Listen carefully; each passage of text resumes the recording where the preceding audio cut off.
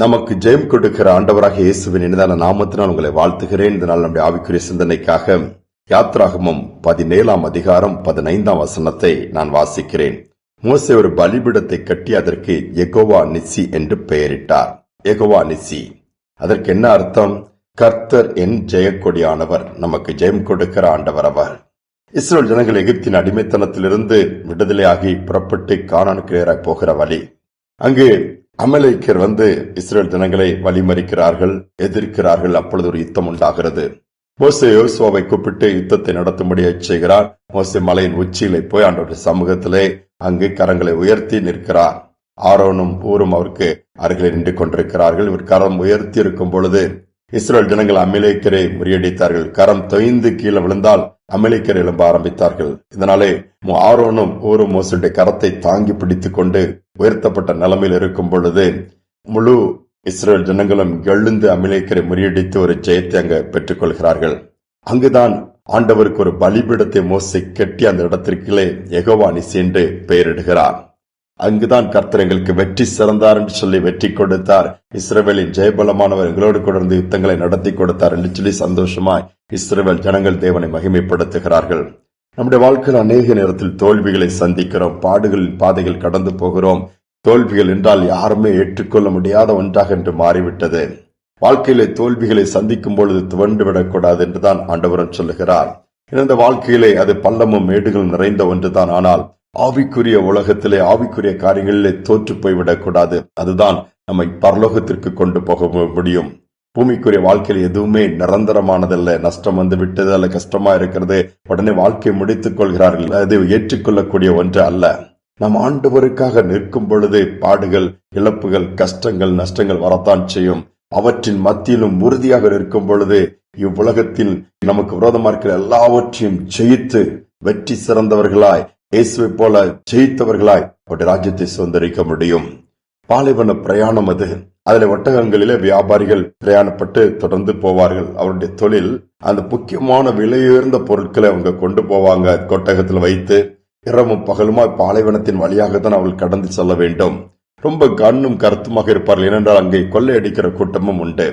இரவிலே இவர்கள் ராத்தங்கிற இடத்திலே அந்த கொள்ளை கூட்டங்கள் இவரை சுற்றி அடித்து எல்லாவற்றையும் பிடுங்கி சென்று விடுவார்கள். இப்படிப்பட்ட ஒரு பகுதியிலும் ரொம்ப அவர்கள் சேர்ந்துதான் பிரயாணம் பண்ணுவார்கள், தனியாக போக மாட்டார்கள். போகிற கூட்டத்தில் ஒரு ஜெபிக்கிற கூட்டமும் இருந்தது. இவர்கள் இரவு படுக்கும் பொழுது அது வண்ணாந்தரமாகத்தானே இருக்கும். அங்கே ஜெபித்து விட்டு தங்கள் உடம்பைகளை வைத்து தூங்குவார்கள். இதுதான் இவர்கள் செல்லும்போது இப்படியே போகும்போது போய்கொண்டே இருக்கிறது. ஒரு நாள் இவர்கள் ஜெபிக்க முடியாமல் டயர்னஸ்ல தூங்கிட்டாங்க. அப்பொழுது அந்த கொள்ளை கூட்டங்கள் தொடக்கத்திலிருந்தே இவர்களிடமிருந்து உச்சிதமான உயர்ந்த பொருட்களை கொள்ளையடித்து விட வேண்டும் என்று ஃபாலோ பண்ணி வரும்போது கிட்ட நைட்டு இவங்களை இது பண்ணலான்னு பார்த்தா அவங்களை சுற்றில ஒரு கோட்டை, ஒரு பெரிய மதில் சுவர் கட்டப்பட்டிருக்கிறது. அந்த கொள்ளையர்களுக்கு புதிதாக இருக்கிற இந்த வனாந்தரத்தில், இந்த பாலைவனத்துல யார்டா அவங்களுக்கு காம்பவுண்ட் கட்டி கொடுத்தாங்கிற மாதிரி குழப்பம். ஆனா ஒவ்வொரு நாள் இரவும் அப்படிப்பட்ட ஒரு பாதுகாப்பு இவங்களால் உள்ளே போக முடியவில்லை. அது என்று அவர்கள் ஜெபிக்காமல் சோர்ந்து படுத்து விட்டார்களோ, அந்த டயர்ட்னஸ்ல அன்னைக்கு உள்ள வந்துட்டாங்க. ஒரு சின்ன கேப் இருக்குது. உள்ள வந்த உடனே கொள்ளையடிக்க அவங்களுக்கு மனதில்லை. இதனுடைய ரகசியத்தை அறிந்து கொள்ள வேண்டும் என்று சொல்லி அந்த கொள்ளை கூட்டம் அந்த வியாபாரிகளை எழுப்புகிறார்கள். எந்திரிச்சோன்னு அவர்கள் பயந்து விட்டார்கள். ஐயோ, கொள்ளை கூட்டத்தார் வந்து விட்டார்களே, இவ்வளவு தூரம் நம்ம கொண்டு வந்த பொருட்கள் எல்லாம் விலையுயர்ந்தது போய்விடும் என்று சொல்லி அங்கலாய்க்கும் போது அவர் சொன்னால், அவங்களை நாங்கள் கொள்ளையடிக்க விரும்பவில்லை, மாறாக ஒரு காரியத்தை தெரிந்து கொள்ள விரும்புகிறோம் என்று சொல்லி நடந்ததை அப்படியே சொல்லுகிறார்கள். ஒவ்வொரு நாளும் இரவு நாங்கள் உங்கள் பொருட்களை எடுத்து செல்ல வரும்பொழுது எங்களால் கிட்டே வர முடியவில்லை. உங்களை சுற்றிலும் ஒரு விதமான ஒரு கோட்டை இருக்கிறதை பார்க்கிறோம். இன்று அவைகள் இல்லை, அதில் இடைவெளி இருந்தது, நாங்கள் உள்ளே வந்து விட்டோம். அதன் ரகசியம் என்ன என்பதுதான் இந்த வியாபாரம் செய்கிற மனிதர்கள் நாங்கள் தவறு செய்து விட்டோம், இன்று நாங்கள் ஜெபிக்கவில்லை. அவர் சொன்னால், நாங்கள் உன்னதமான தேவனை நாங்கள் ஆராதிக்கிறோம்.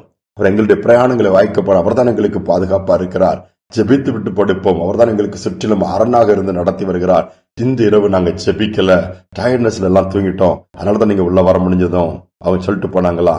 அப்படி பண்ணாதுங்க. டெய்லி ஏறெடுக்கிற ஜெபத்தை நீங்க எடுத்துட்டு போங்க, இல்லன்னா நாங்க இன்னைக்கு விட்டுட்டு போறோம், இன்னும் கூட்டங்கள் நிறைய இருக்குது, அவங்க உங்க பொருட்களை எடுத்துட்டு போயிருவாங்கன்னு சொல்லி அவங்க அட்வைஸ் கொடுத்துட்டு அவங்க போயிட்டாங்களா.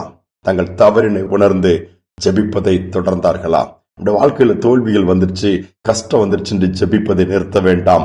ஆண்டவரை தேடுவதை நிறுத்த வேண்டாம். அவரை சார்ந்திருப்பதை நிறுத்த வேண்டாம். அவரை நோக்கி பார்ப்பதை நிறுத்த வேண்டாம். அதில் நாம் உறுதியா இருக்கும் பொழுது முடிவிலே ஜெயம் நமக்கு உரியதாக மாறும்.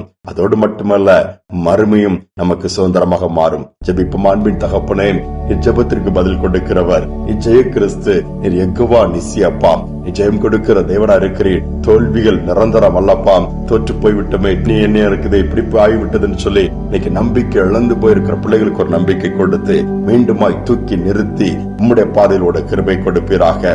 செய்வதற்காய் ஸ்தோத்திரம், நடத்துவதற்காய் ஸ்தோத்திரம். முடிஞ்சு போச்சுன்னு சொல்லி அல்லாஹ் அவருடைய பிள்ளைகள் தொடர்ந்து முயற்சி எடுக்கக்கூடிய பாக்கியத்தை கொடும். துதிகனமை ஏற்றுக்கொள்ளும். இயேசுவின் நாமத்தில் வேண்டிக் கொள்கிற நல்ல பிதாவே, ஆமேன், ஆமேன். யெகோவா நிசி, நம்முடைய ஜெயக்கொடியானவர் நம்மோடு கூட இருக்கிறார்.